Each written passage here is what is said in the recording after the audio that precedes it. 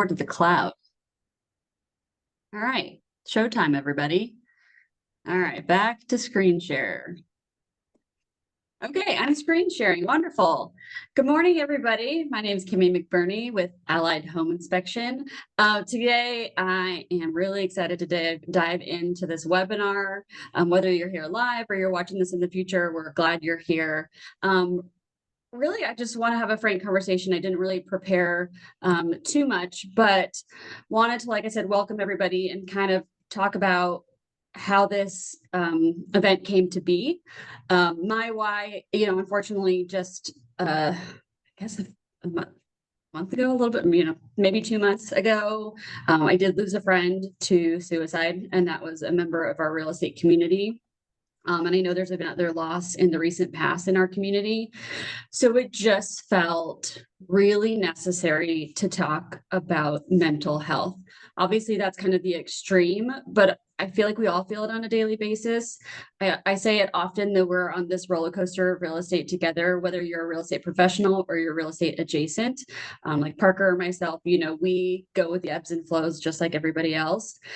Very feast or famine. And mentally, it's been really challenging. My previous career was much more stable work, whereas this is kind of, like I said, ebbs and flows with real estate.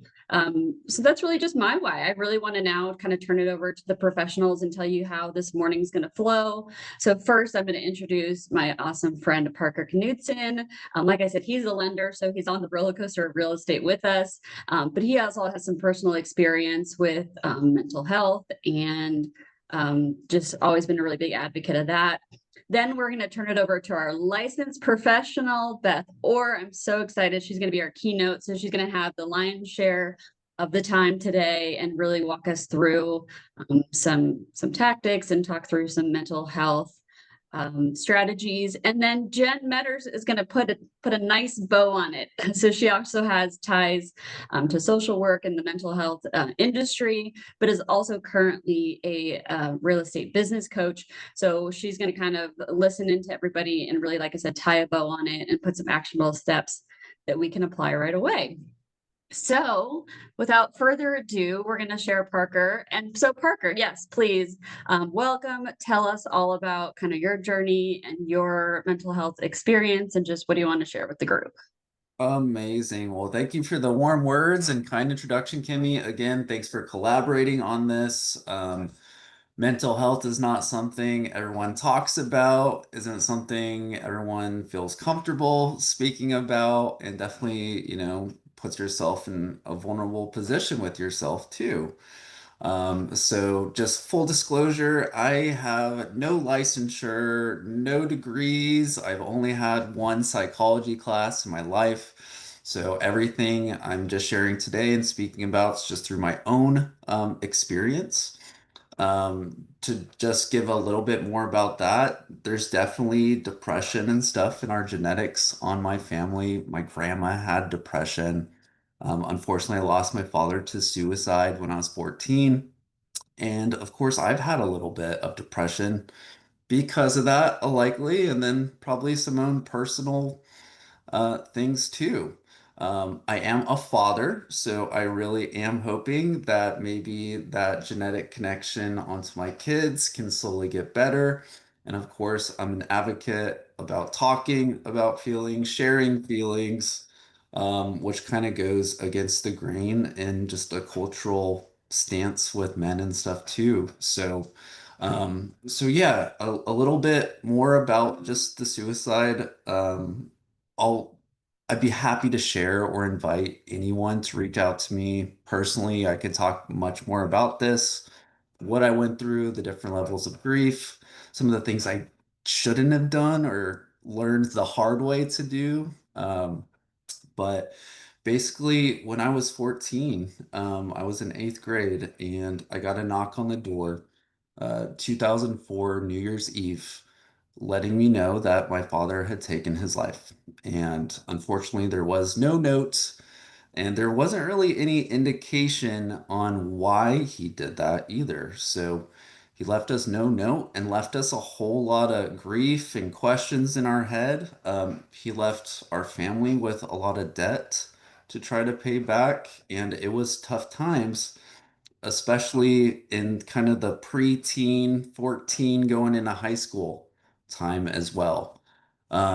Now, fast forward 20 years later, and another very traumatic event happened to me and all of us, most likely on this video call, and that was Hurricane Helene last year.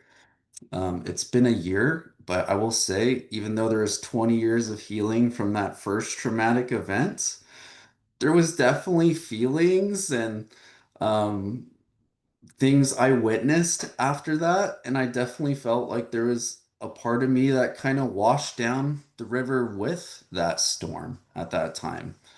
Um, I think that definitely it wasn't something we could have necessarily prepared for, but if I were to try to go back in time and do some things, I would have probably set myself up in a mental capacity a little bit better, and definitely am preparing for more storms in the future. Um, so it was a very challenging event, and I was very, very lucky. Our house was good, our families were fine. I didn't truly lose very, very close friends of mine, but it still had a lot of effects on me and our environment. And it was a little bit different because with the suicide earlier, regular life still kind of maintained a very same feel. With this event, everyone in every community and lives have changed overnight at that point. So, a little bit more combining that with what we've been witnessing in real estate over the past year and the entrepreneurial journey and the highs and lows of real estate has definitely been, something that I've always had to set myself up to see the success.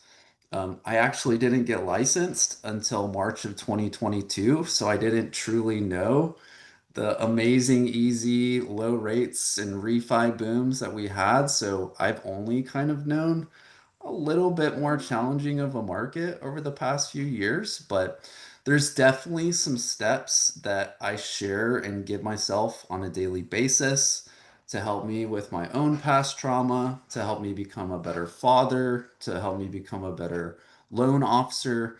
And that's really what I kind of wanted to just share today before we let Beth and Jen get into their speeches. So, this mental health is a little bit heavy sometimes, so forgive me. I am trying to bring a little bit of light to this seminar. So I created an acronym that I'm hoping everyone can actually remember. And it's really how I start my day, what I do middle of my day, and how I end my day. And the acronym is ASS. ASSS.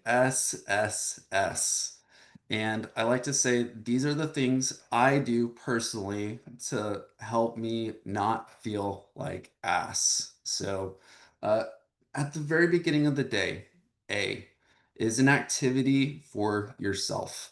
And if you've read Miracle Morning or something like that, you'll know that starting your day with a little bit of time for yourself, an activity that makes you feel good, really helps separate the rest of the day and being prepared for that day than not having any kind of preparation and just jumping into crazy anxiety that we see on a daily basis in real estate.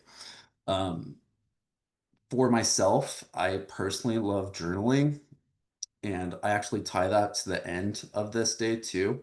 But definitely a little bit of silence, a little bit of meditation. I actually work out at night, but I've always wanted to wake up a little earlier to work out because I do truly feel a lot better once I do exercise in the morning. And of course, there's so many things we could dive into with nutrition and gratitude and self-affirmations and making sure you're calling your loved ones and everything. But if you could just give yourself 30 minutes to do one thing in the morning that you know makes you feel good and sets your day up properly, it's going to be amazing. And remember that every single day is a new chance to reset and relive the life that you really want to live. Okay. A comes in the middle of the day, and I call I'm sorry, yeah, or sorry, AS comes more in the middle of the day. And this stands for smoke your mental cigarette. And you're like, what on earth is this guy talking about? But hear me out real quick. So when I first started working as a teenager, they only gave breaks to those that smoked. Okay. So you had to walk outside. If you didn't smoke, you started smoking because you just wanted to have those breaks in the workday. This can also have a little bit of more metaphor approach in which when all these things start going on through our day, these files are coming in, these fires are being lit, we need to take a second, smoke our mental cigarette, recalibrate ourselves, maybe even go for a walk or do some kind of activity that helps you recalibrate so you can stay your best and in a proactive state of mind instead of a reactive state of mind. Okay. The third one, S, so ASS is separate. So as soon as that work day ends, separate that work day from your personal life because it's so easy for all that anxiety and fires and feelings to bleed into your experience with your family when you get back home. And they deserve your attention. You deserve to take a break from thinking about all those things and really be present in the moment. And then very lastly, another S. So again, ASSS, and this is just self-observe and speculate. So at the very end of the day, and this is where that journaling kind of really helps me in a point, is if you see what you journaled at the very beginning of the day and you're journaling at the very end of the night, you get to really see what you were able to accomplish, what you really were grateful for, what you did or did not need to work on that day. I really like these 5 and 6 minute diaries on Amazon. Again, 5 minutes or 6 minutes twice a day. But to me, this has been really, really life changing. Um, Again, there's so many things that could contribute to better mental health, and we could spend all this week talking about those things. But if you could just do basically something in the morning to start your day off right for yourself, taking those breaks, smoking those mental cigarettes, recalibrating yourself, separating the work from your family life, and then speculating and self-observing yourself at the end of the day, I do truly believe that's really helped me. Whether that's worked for you or not, there's probably going to be a little bit of um, playing and understanding and feeling and deep diving to what actually works for you. But those are some really good things that I wanted to share today. So, again, I would love to chat with anyone about this. I don't know who's on this call, but I invite you to give me a text, a call, an email anytime, and I'd love to share with you guys. So appreciate your time, and I'm really, really excited to introduce our next speaker, Beth Orr, who is an authenticity and intuition guide. She is actually licensed and a very much professional in the mental realm. And she's going to share some things that we all could take notes from today. So without further ado, round of applause. Welcome, Beth Orr. Thank you so much, Parker. I'm going to share my screen real quick and get you guys on here. And I'm just going to do a bit of a PowerPoint just so that you guys have something to look at other than just me. This is a beautiful time that you've put together, Kimi. Thank you so much. And thank you for giving us all the opportunity to share from our hearts. Parker, just hearing your story, I appreciate your vulnerability and your willingness to give us an example. We all have a reason why this topic is really important to us. And we all have ways that we've been touched by this. And so certainly for myself, I will just tell you, Parker, that, you know, every time you hear other people's stories, it gives you confidence and more faith too, to share your own stories. So I'm sure there's somebody else on here that appreciates hearing what you shared. And I appreciate your acronyms and your lightness with this, because the reality is this is a really heavy topic, and it's important for us to understand how to keep our bodies online, right? When we're hearing things like this. So for me, I will tell you that I'm super grateful to be here, because mental health is something that I've been doing for 30 years, working with people on this. And it's so meaningful to me in my own personal family. What I've found is that we all come from people and places that were just doing the best they could. And the reality is that we don't know what we don't know until we know it. And the number of things that all of us don't know, that's what contributes to our suffering oftentimes. This is that there's some piece of information that could really, whether it's somebody else's grieving too, whether it's a piece of information that could make sense of what we're feeling, or identification with other people. There's something that we don't know that it helps us to get outside of ourselves. And mental health is one of those things that has so much stigma, and oftentimes we suffer in silence, right?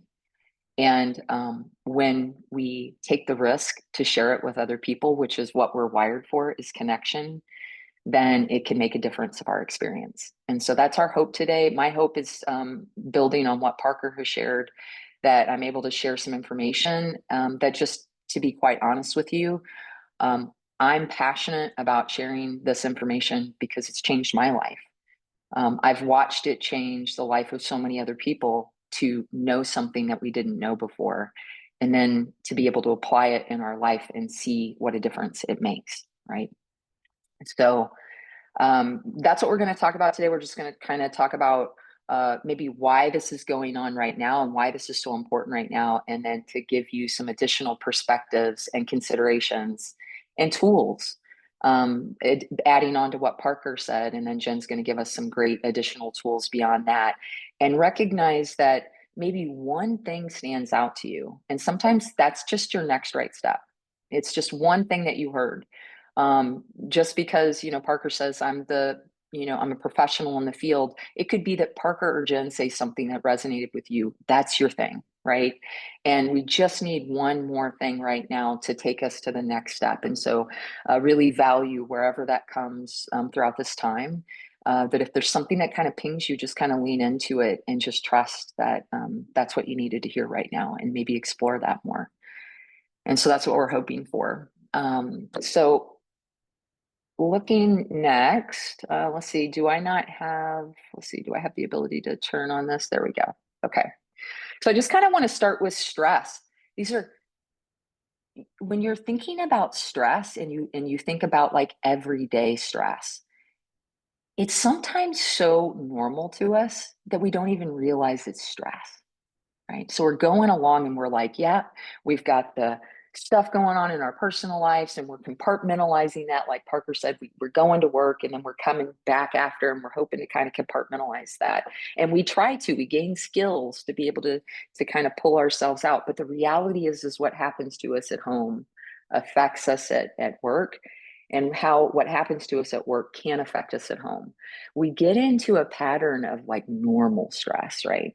So it's that we're going to go meet with these 5 clients today, all over the day. We've got to, pick up kids. We're going to go do this and that. We're going to navigate this person doing this. And it's actually stressful, but we've forgotten it's stressful. And we've forgotten that our body is even feeling it as stress, because we're used to that stress. That's like certain stress.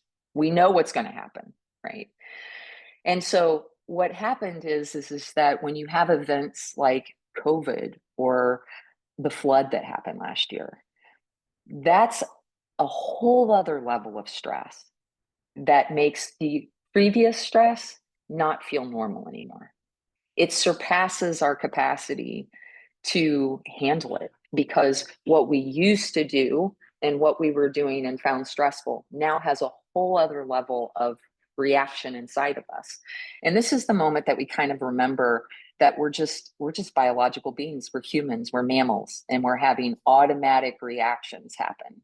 So anytime our body feels like, uh-oh, we don't know what to do here, this is something different, then we start to have cortisol start to stress. It could be a drip. It could just be a knowing that's just a drip inside of us of that cortisol continuing, or it can be spikes. Something happens like the storm and it spikes. And where this is important to understand is because when our body starts to have this experience, it starts to turn to the right side. It's this extraordinary stress. It's something that is extraordinary, right? It's not your everyday normal stress. It's extra. So the things that you used to have happen, that you were like, wait, I used to handle all this all the time. How come now that this event has happened, I can't seem to do the things that I used to do before?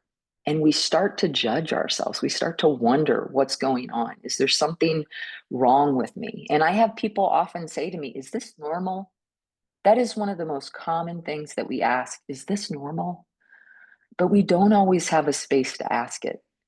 And if we don't have a space to ask it, then we start to tell ourselves stories that aren't necessarily true. We start to say, oh, something's wrong. Something's off. This isn't normal. And if we don't have information to the contrary, we don't have anybody else telling us something different, then that extraordinary stress, that cortisol, all of those stress hormones that are just coming out in our bodies starts to flood us. And we start seeing the world from that stress space, right? It may not be true. What we're seeing and feeling and experiencing may not be true, but that's what will start to respond as if the world is like this on the right side, this extraordinary stress, right? Because there's all of this unknown that's happening. So I want to point this out to you because it's important for us to understand what's happening to our body and for us all to know that we're all experiencing that. And for us to know that if we were to take a risk and ask somebody else, hey, are you feeling just a little off? Are you feeling just like something's changed? More than likely, somebody else is going to say, yeah, me too. Something's going on. And it's a relief to know that somebody else is feeling that. Okay, so what's important to understand is that perspective is everything. And this is what Parker was talking about. We have to like begin to plan and be more thoughtful. And I'm going to talk a little bit more about that intentionality next, but I first want to start with an example. There's times probably in our life where somebody said to you, "Ooh, boy, man, you woke up on the wrong side of the bed," right? And we make that comment. And then we try to, if we're aware, we may say, "Oh, I should start over. I need to go back." And because that somebody's saying that, you recognize that I need to have a reboot to my day. And there's probably been times that you've actually been able to successfully do it. You went back and you were like, yeah, you know what? I am kind of thinking this, and I didn't wake up on a good side. And so I'm going to shift my thinking. I mention this because in every single circumstance throughout the day, no matter what's happening to us, our thoughts are telling us what to feel inside of us. And that's telling us what we're experiencing. And I'm breaking it down like that because you may have heard that thoughts affect your feelings, which change your actions, right? But it's important to understand where we start is with our thoughts. And so just recognizing that we've done that before in that time where somebody's pointed out to you that it's just you woke up on the wrong side of the bed, and knowing that you were able to turn it. This is another example of where it's only when we understand that we're thinking something and we've caught ourselves thinking something that we don't want to think, that we can change it. But sometimes it's how we feel that's our clue. It's hard to catch ourselves thinking thoughts that are affecting us. And it's sometimes our feelings that something's off. And when I check in with myself and I say, ooh, I don't feel okay right now. I'm off. Once I ask myself, wait, where's this feeling coming from? Oftentimes I'll realize that there's something going on. And what are my thoughts related to that? But it's that, like, my thoughts are telling me how I'm feeling. And then that's giving me an entire experience, right? So if I wake up on the bad side of the bed and I wake up and I don't feel good, then I'm waiting for something bad to happen today. I'm just waiting for it. Or I'm noticing something bad happening. Instead of, if I were to go back and say, ooh, I don't feel good, but it's my choice to feel something different. I actually want to think something different because I know I can get something different if I get into that place, right? And that's important because it means that your day can be a different experience. Instead of having a bad day all day because you didn't change those thoughts, you have that opportunity to notice that you feel something that you don't want to feel, which means you have a choice to think something different, and watch how much that can actually change your entire experience of the day, because you start to believe that good things can happen because you've seen that shift, right? Now, I want to say all of that and say 90% of the time that can work. But I also want to validate that there are times that we are so down and we are so in it that we can't even tell how we're feeling. We can't even tell that it's us thinking that. Severe clinical depression or having a mental health diagnosis that you're working with a professional on sometimes doesn't allow for what we normally do, right? What we could do in other times, sometimes that can be disruptive. So it is always important to get evaluated when we feel that way consistently. If you have more than just a day or two having those types of thoughts or feelings, sometimes something has happened to us that has affected us so much that we need temporary help to get our thoughts in a space that we can actually acknowledge how we're feeling and how we're thinking, and to get our mind in a space that it will be responsive to the types of things that I just gave you as a tool, right? As a way to understand this. So I want to acknowledge that because we have that challenge of being able to recognize it in ourselves sometimes when it's further along than what we could notice. But then this is where we, as friends and family, have that invitation to try to enter into it with others. And we may or may not be able to have an impact with where somebody's at, but it is important to recognize that we can try, right? It's just not taking on the responsibility of that, how somebody's receiving it or not, or if they can receive it. So I just really want to validate that that's a tough position for us to be in we want to help people, but I do want to acknowledge that we can do what we can do, and we can just try to enter into it with people from a loving space of kindness and patience and acceptance with that person. But somebody may or may not be able to accept our help. But I don't want you to ever undervalue the ways that you try to show up for somebody, whether or not they can accept your help or not. It could be, I've been with people who have, not been able to see the positive sides of life. And I know for sure that it made a difference in that moment to alleviate suffering in that moment. And it's really important for us to acknowledge that importance, right?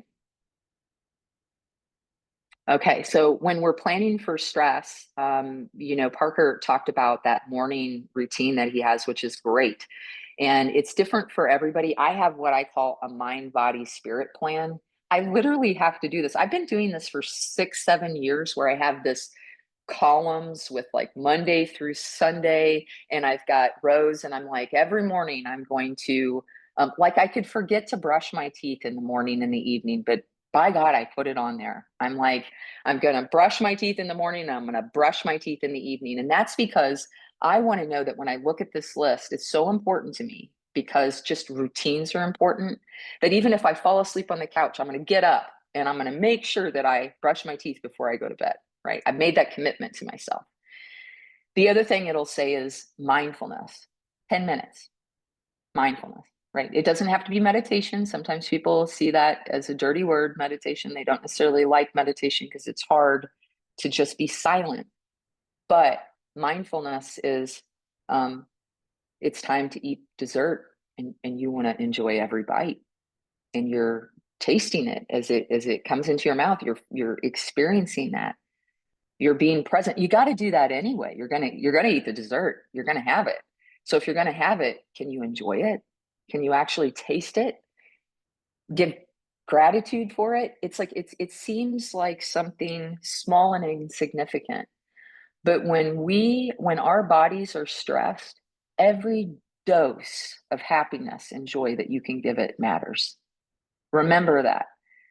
Joy and happiness and connection, those three things give you so much positive stress hormones. It's not stressful. It gives you that positive hormone release in your body. You get some dopamine, you get some serotonin, some oxytocin. That's stuff that actually helps mitigate the impacts of the bad stress.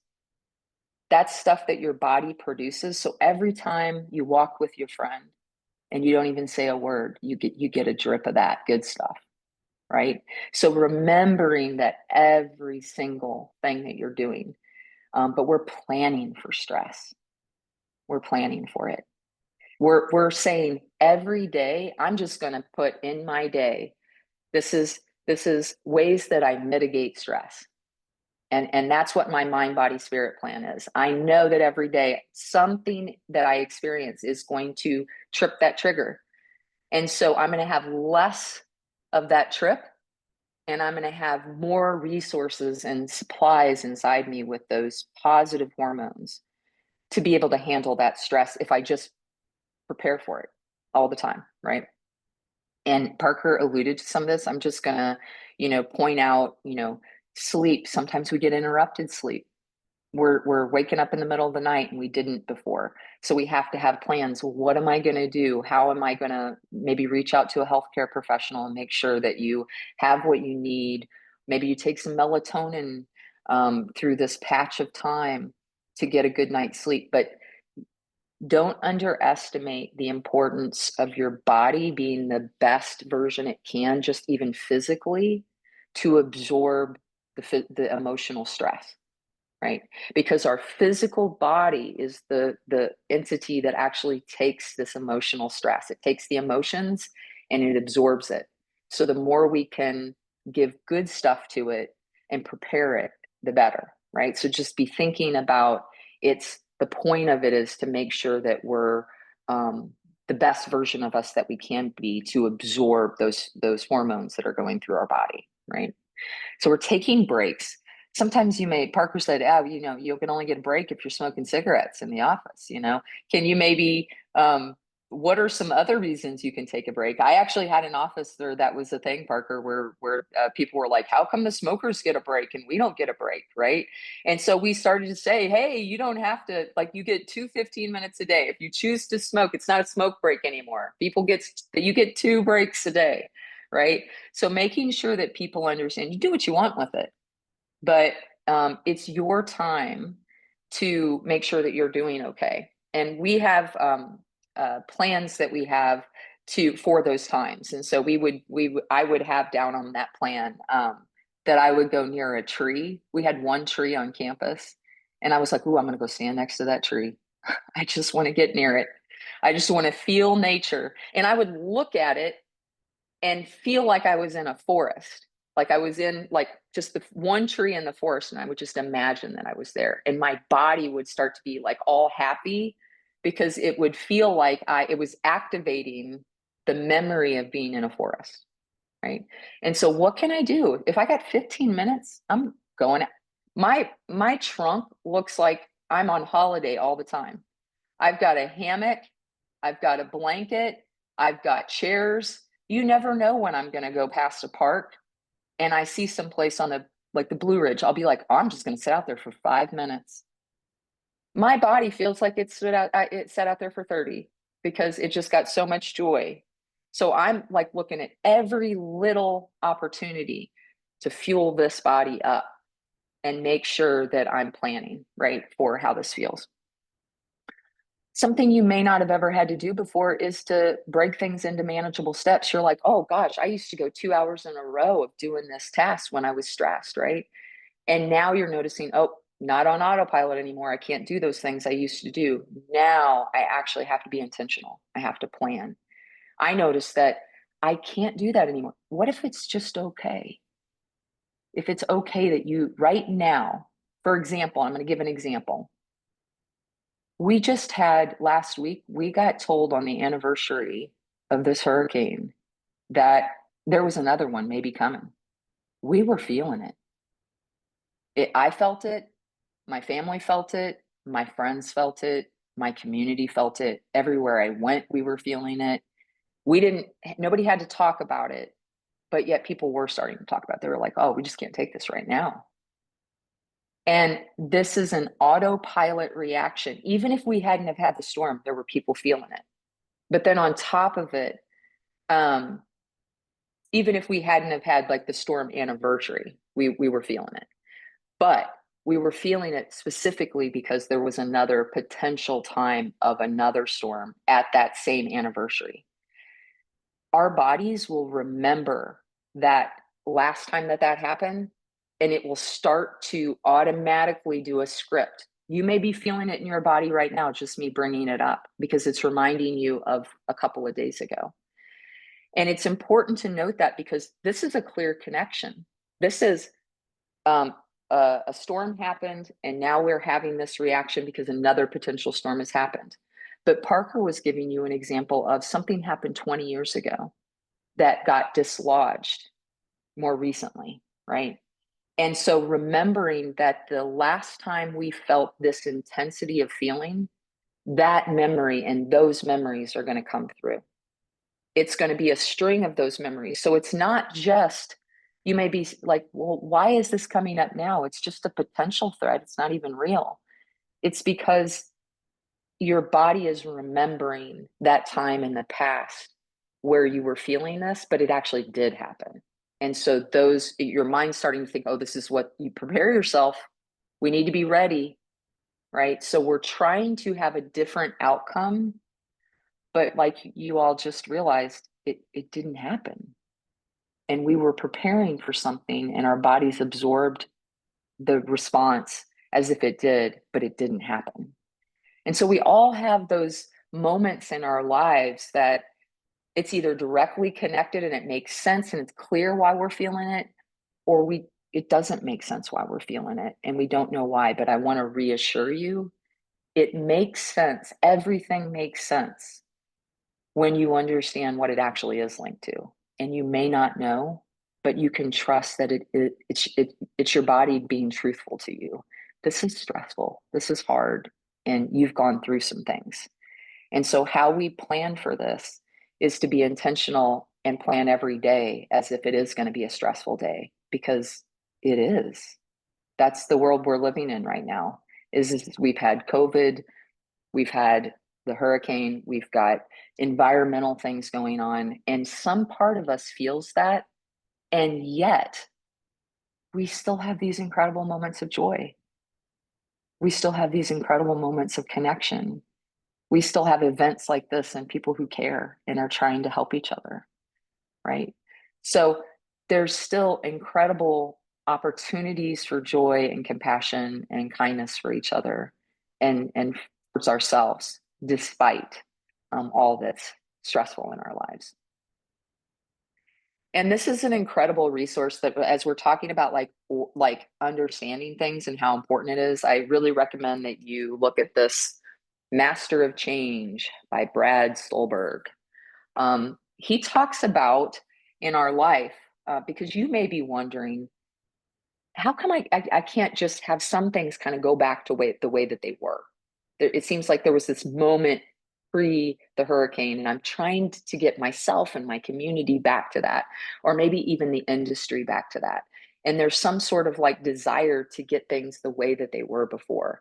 And I want to submit this to you as an understanding about this, that for hope, because you can absolutely have some of the things that you had before. But instead of it being like you had order before this hurricane happened, and then the hurricane was just complete disorder and just chaos. And instead of going back to the way things were and ordering, we're reordering now. So when something happens to us, we can't go back to the way that things were. We can't order them in the same way. But the beauty of that is that we don't want to go back to the way that things are, the way that they were. We want to actually reorder it. And there's like 75% of things that you were doing before that you're like, yeah, I'm going to keep that order. Like maybe this routine that I got out of, I'm going to do different. But maybe it's a reorder in that maybe you used to kayak 3 days a week and you're just not ready to go back to the river yet. Maybe that's not your thing and you're like, I can't do that again. But is there something else that you can do that you love and that you enjoy 3 days a week that makes a difference in your life? Is there something new that you can do?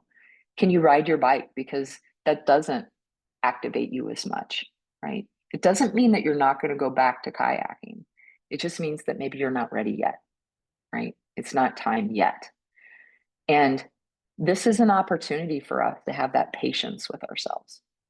But you're taking something good from before and you're acknowledging what was good, but then you're allowing yourself to do new things instead of, sometimes we try to push ourselves to do the things that we did before that we're not ready to do yet. And if we're trying to push ourselves to do that or to deny that, like, we'll never do that again, well, maybe you're just not ready to do that again, but it doesn't mean that you won't ever do it again, right? Only you know that, but allowing yourself to be patient with yourself and take time. But that's an important kind of shift to acknowledge that it's going to look different. It won't look the same, but it will be something, is a different way to look at things that we'll get to together, right? That bringing the people along with you can be really helpful. So when you're taking steps to reordering, like we're thinking about, well, how do I reorder? First of all, just take stock of what you know. There are things that you're like, this is good. This has been like so important, right? So these friends, these communities, you may have a spiritual community, you may have a friend groups that were just there for you. These are things that you know. I'm taking stock. And why you're taking stock is because oftentimes we say nothing will ever be the same. And in reality, that's a thought that is not true. What if 75% of things are the same and they are good, but we're not even acknowledging what they are? And so we tell ourselves things like that we have to start questioning, is this true? And giving gratitude for the things that we know are good in our lives and we're thankful for. So what's right? And then really practicing mindfulness, even if it's just 10 minutes, they say it's 8 minutes a day. When we've done actual studies on meditation and mindfulness, the minimum that you can do it, 8 minutes a day, actually has a therapeutic benefit to our minds and bodies. So you may say, well, I've got to do it for like 30 minutes to make a difference. No, 8 minutes a day, that's it. And that again can be having breakfast in the morning, eating that piece of toast, having dessert, making sure that while you're walking, you're seeing the flowers, you're seeing the sun, you're feeling it on your face. That mindfulness is allowing yourself to go to all your senses, what you can see and hear and taste and touch, and all of them, hear all of it. And just allowing yourself to be present, because our bodies can handle what's right in front of us. It can't handle all the additional stuff we try to give it, right? So we try to plan for the future. We're thinking about the past. We're trying to deal with now. That's overwhelming. But when you just get mindful, that practice of mindfulness will allow for you, when you're reordering, to have patience with yourself. It's actually a tool that we're doing that gives us tremendous ability to be present in a moment without going on autopilot in all of the negative thoughts. It's a practice that we do that allows for us to see the joy in our moment And that makes things manageable, right? So we have that invitation to be patient with ourselves with whatever comes up. If you find that you're overwhelmed, it's starting there and saying, I can't stop crying. I'm overwhelmed. I don't know what to do. Then sometimes we just start there. I need to reach out. I don't know. Right. And so if a person comes to your mind, reach out to that person. Keep it simple. We don't need to understand why. Some of the biggest things that I've ever done in my life, the most important things have come on our sixth sense, which I talked about our multisensory, like all of our five senses. Our sixth sense is what we feel. It's just, we just feel it. We just know it. And that means that it's some part of us that knows based upon our other five senses, but we haven't got words for it yet. We don't get it. But we know it, right? So if somebody comes to mind, I can't tell you how many times I've reached out to that person. I didn't know their story. And when I've told them my story, they've told me a part of their story I needed to hear somebody say. And I couldn't have known. That wouldn't have made sense to me if I would have thought through it. So sometimes it's just acting on what some part of us knows, right? So we'll start to have more capacity for that when we are mindful and we practice that. And then repeat. Go through that. When we reorder, it's a process. It's not one and done, right? So you're always trying to say what's working for me. And I like to say there's an emphatic yes. There's things that are working that I'm like, absolutely would never not do this. This is my yes. There's emphatic no's. There's like, not this person, not this thing, not this event, whatever it is. There's the emphatic no's. And then there's the I don't know. And the I don't know still has no in it. It has an NO in it. Right. And that means you just need to pause to learn more information. Be patient with yourself. Find out more. Solicit, whether it's a book, a person, try to take in more so that you can know your emphatic yes and your emphatic no. Because once you get enough information, you'll be good. Okay. Before we wrap up with questions, I just want to say a couple things about I just want to talk about self-love for just a second. In all of this, there's, I heard you, Kimi, say in the beginning, you told your story, Parker, you told your why. We can be incredibly hard on ourselves when things have changed and some part of ourself hasn't caught up with stress. Isn't stress. It's not all equal. There's a certain amount that our body can withstand. And it's important for us to understand that when it surpasses our capacity, it tells us, it says it's a slow, it's like some part of you knows, ooh, I need a day off, but you don't take it. Some part of you says, ooh, I need a vacation, but you don't do it. Oh, it's not a good time. Our body is always telling us what we need, and we can take it in little time here, time there, time here, or it will just say, I'm sick. I'm not okay. So remember that all of those little times that your body is saying, hey, just take a day. It's never convenient to take a day. It isn't. In our busy lives, it's never convenient. But you attending to you will not only be something that is a radical act of self-love to yourself, but people around you, gives them permission to do it too. And so if we can all just share with each other those vulnerable moments, and we just need a break and be there to take that break. It's not only a radical act of self-love, but it's something that will give other people this radical permission also, right? That's really important. So, yeah, I think that's all that was on my heart. I want to give people time to ask questions and see what's on people's minds and hearts right now. Yeah, I was going to say, so just to let everybody know, the question and answer capability is open. So please feel free to start asking questions. I'm actually going to have Jen go first because I feel like she's in that real estate brain and kind of tie this all together. So I want to hear what she says and kind of see some maybe action items that she has or ways that people can implement. And then I'm going to let questions come in. So if anyone's got questions, I already have my questions written. We'll circle back after Jen. But Jen, yeah, break it down for us. What's going on? Awesome. Awesome. Well, thank you so much for having me. And I just wrote a whole page of notes from both Parker and Beth. So thank you. It's fun for me. I get to learn more. And what I'm really going to do, rather than bring a whole lot of more, because I think we just got a whole lot, what I want to do is sort of note some things that I heard. And then how do we put these into action?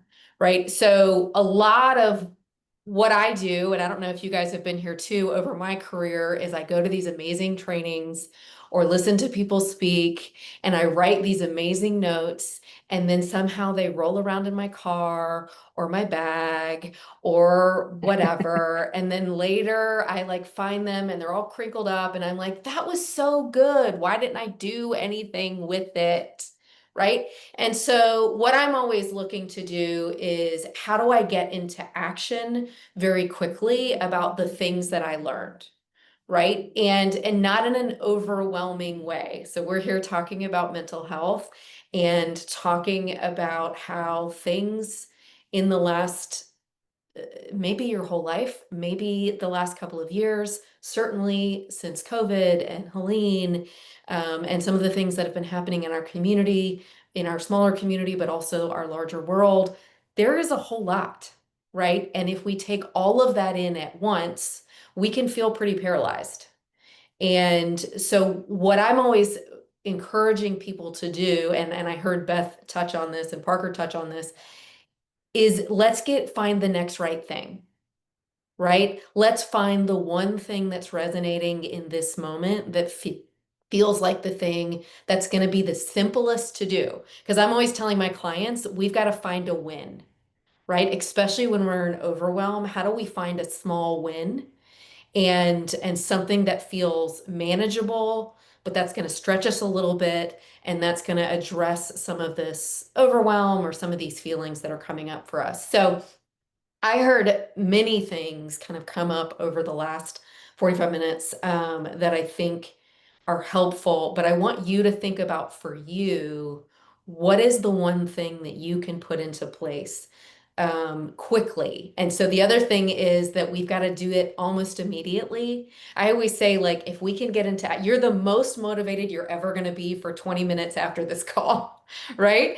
And so what can you do almost immediately? And sometimes that means while we're sitting here, you're just going to put in your calendar, I want to have 8 minutes of mindfulness, right? I'm going to have 8 minutes where I'm going to sit by a tree, or I'm going to feel the grass, sit on the grass and feel it beneath me, or I am going to smoke my mental cigarette. That will be stuck in my brain forever, right? And so, like, what does that mean for you?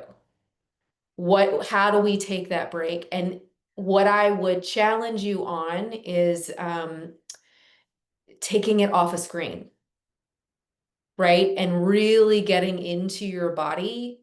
If you listen to both of them, neither one of them mentioned scrolling Instagram to reset your brain, right? Darn it, right? And so that's a really big piece because we are so wired and connected, right? When she talked about joy, happiness, and connection, she was not talking about, I don't think, she was not talking about technology. That's not the connection that she was speaking of that brings us all those good, happy chemicals, right? And so thinking about how are you going to get that mindfulness and add that into your day. So I love the ASS acronym. That is so fun.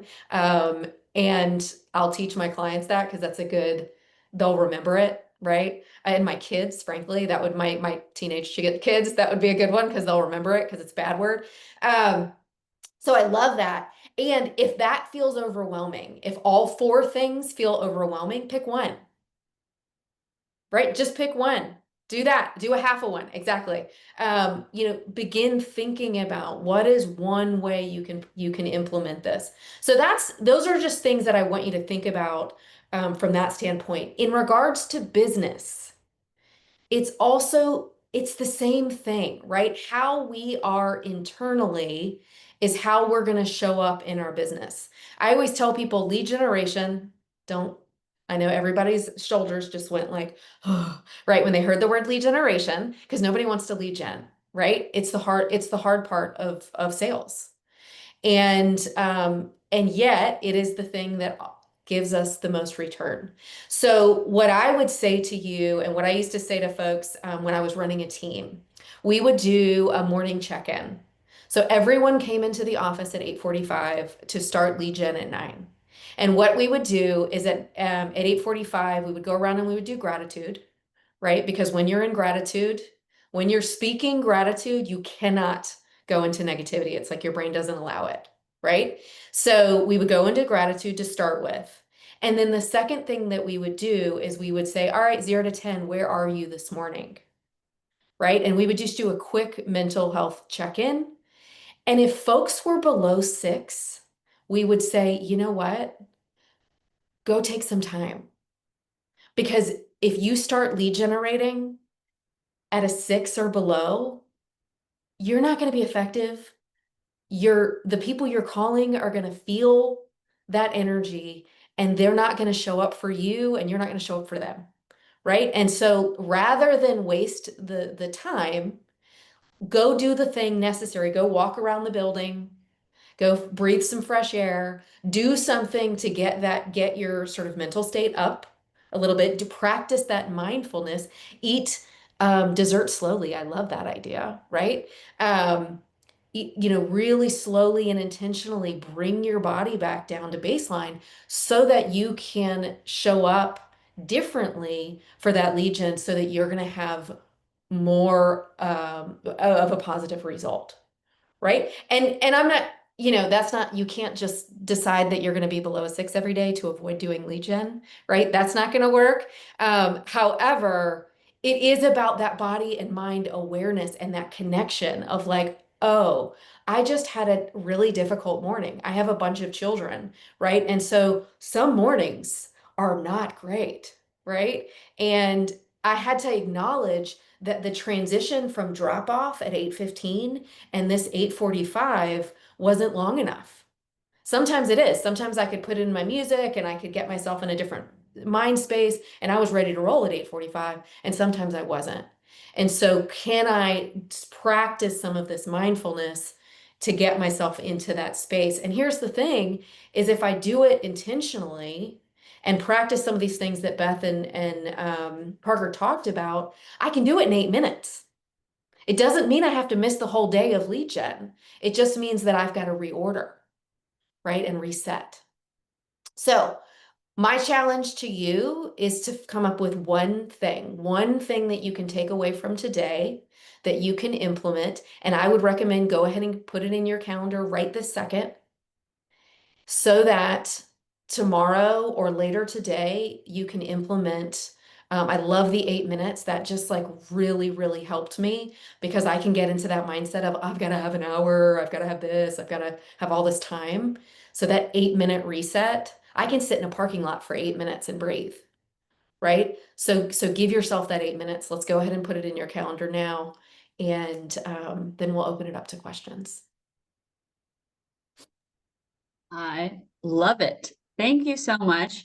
I just put it in my calendar. And just to share ideas, I am at Thrive Co-working in the Grove Park Inn.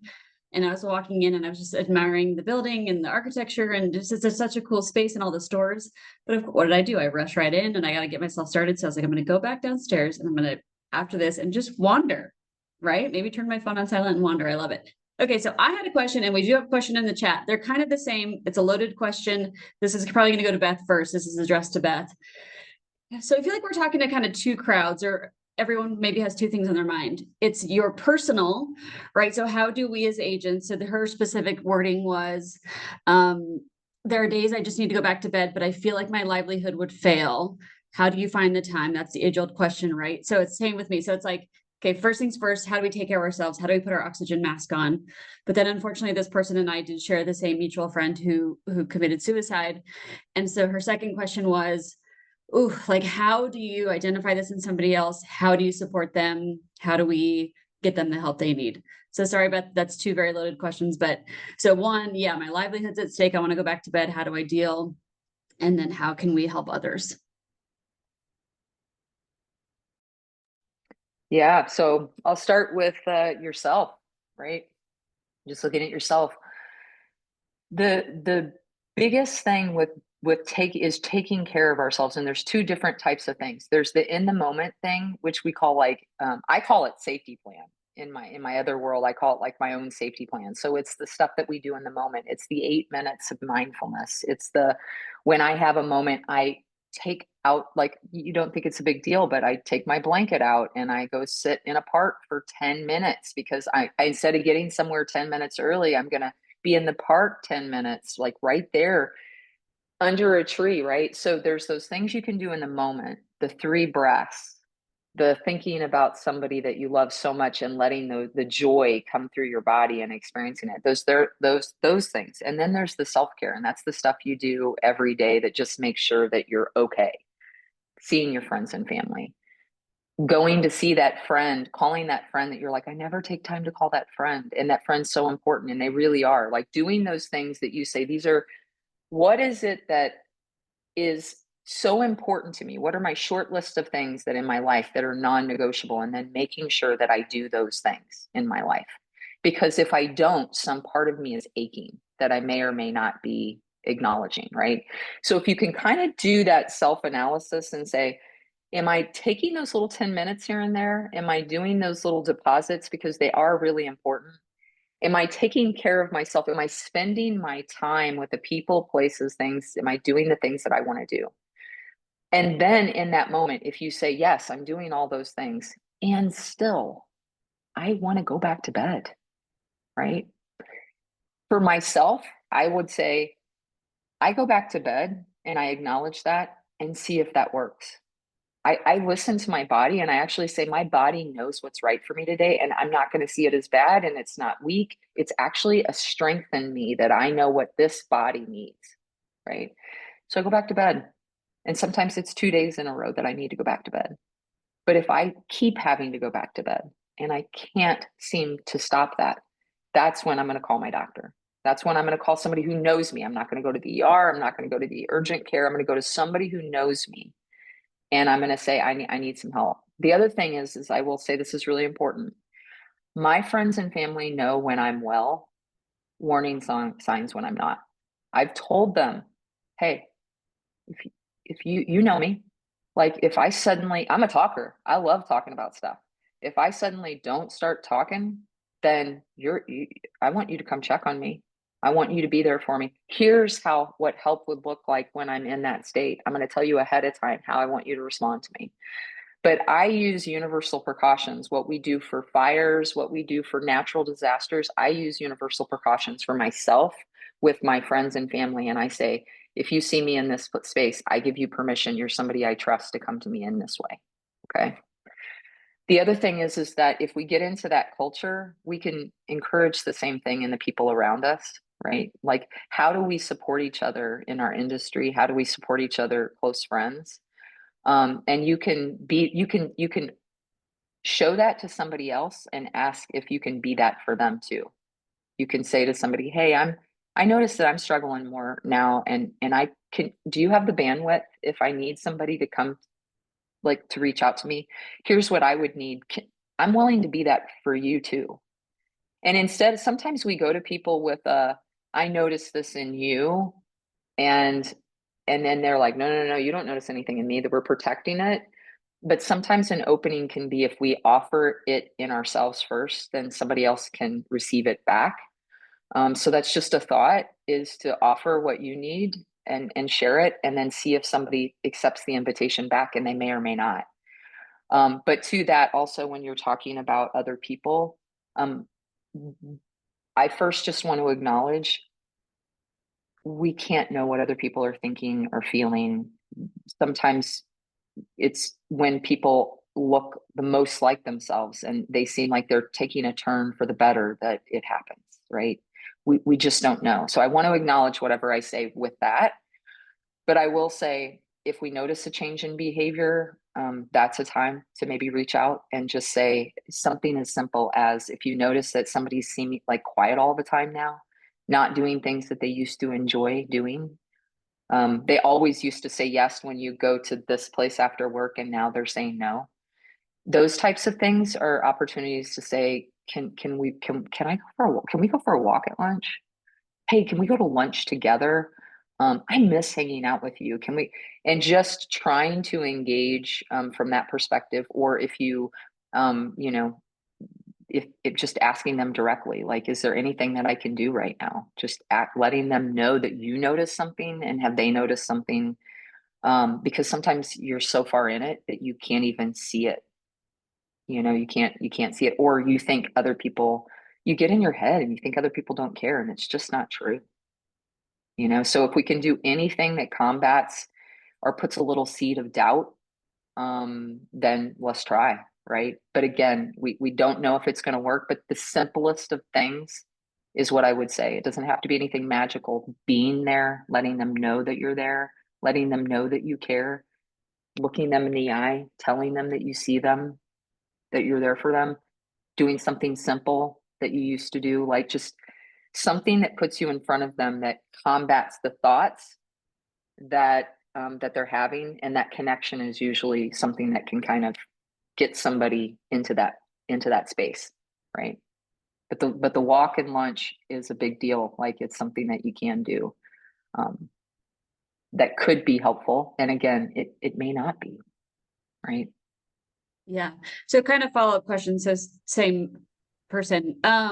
Okay. So say you've done that, right? You've tried to help your friends. At the end of the day, we are not mental health professionals.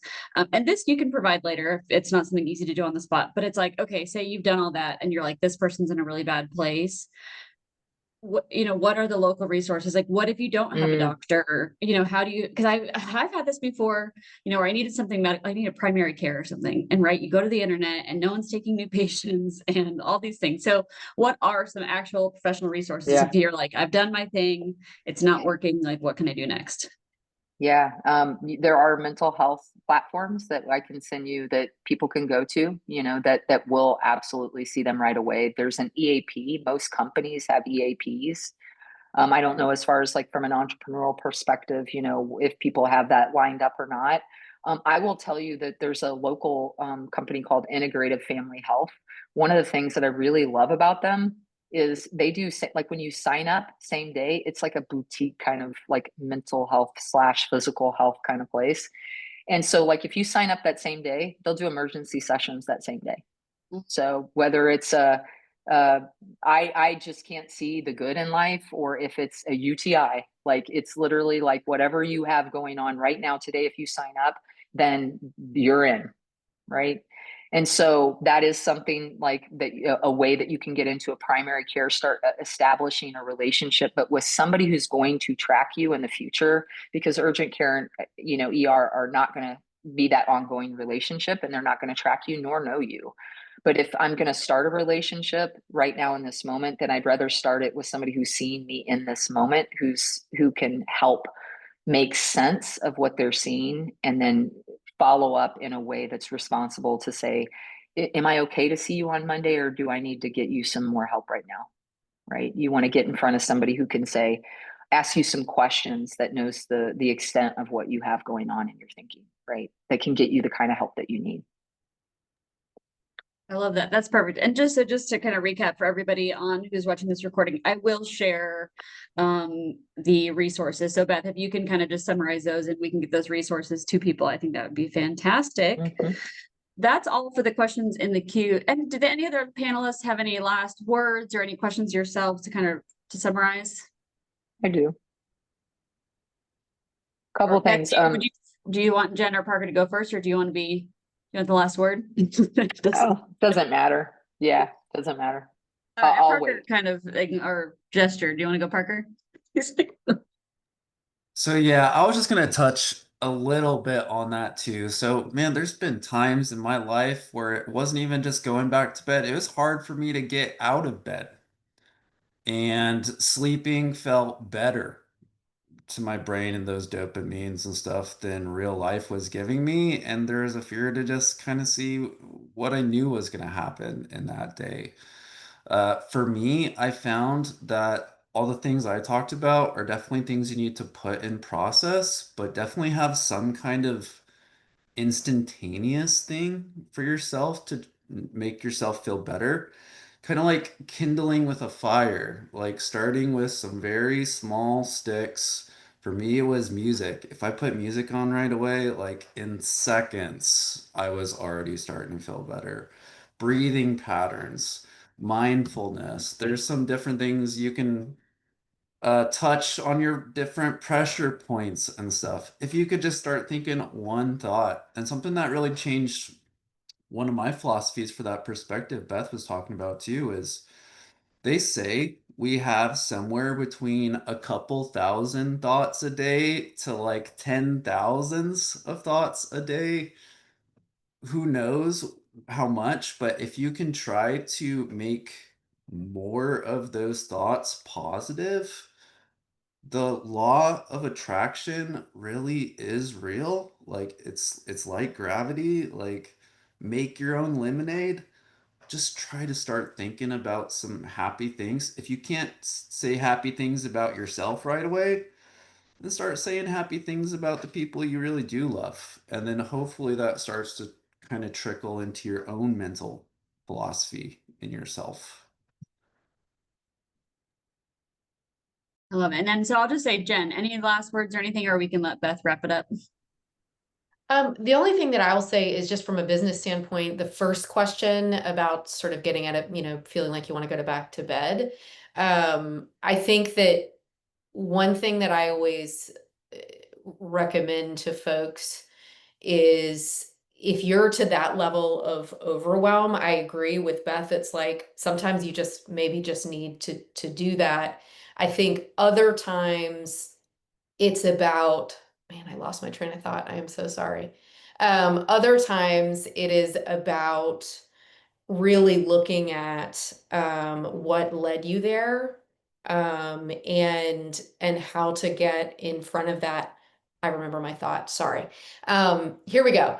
So I think as salespeople, we feel on all the time, all the time. And so what sometimes can happen is we have that low level stress that at any moment a buyer, a seller, a professional could reach out to us at any moment. And the job is to respond, right? I was in mental health, the job was boundaries. And so the job always wasn't, unless I was on call, the job wasn't always for me to respond immediately. Whereas in sales, that is sort of the job.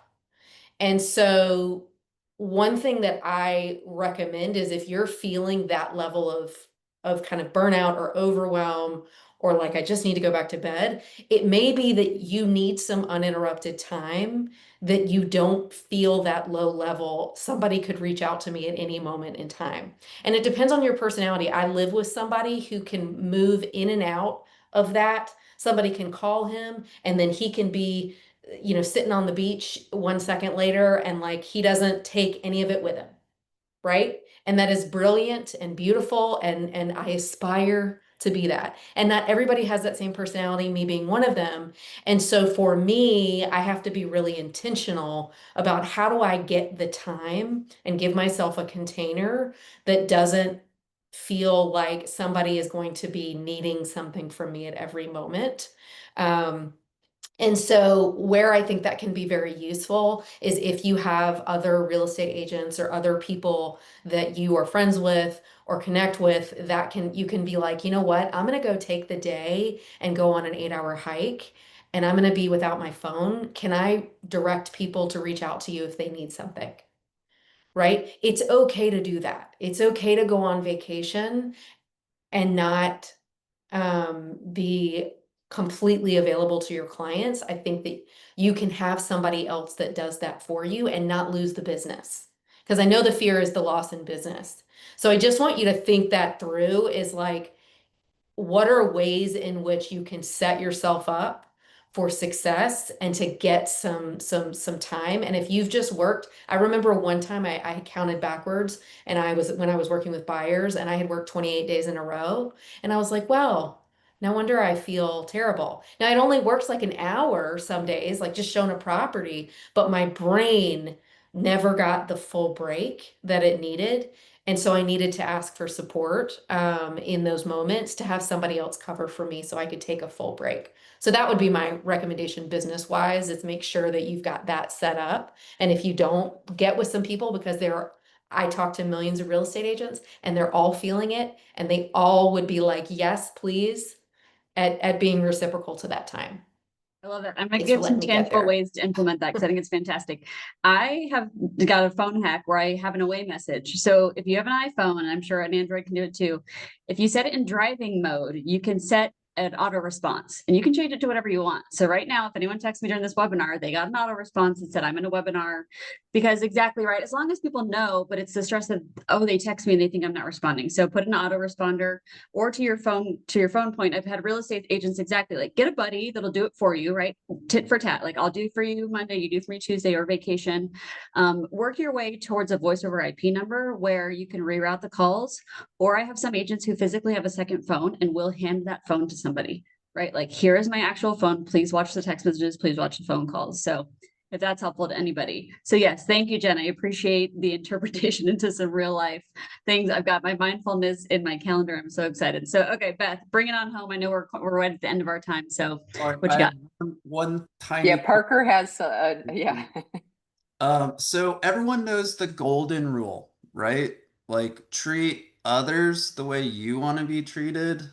Sometimes you just got to kind of reverse or manipulate that and treat yourself the way you treat others, or the way you want others to treat you. Yeah, Parker, that's a big one. I do that all the time.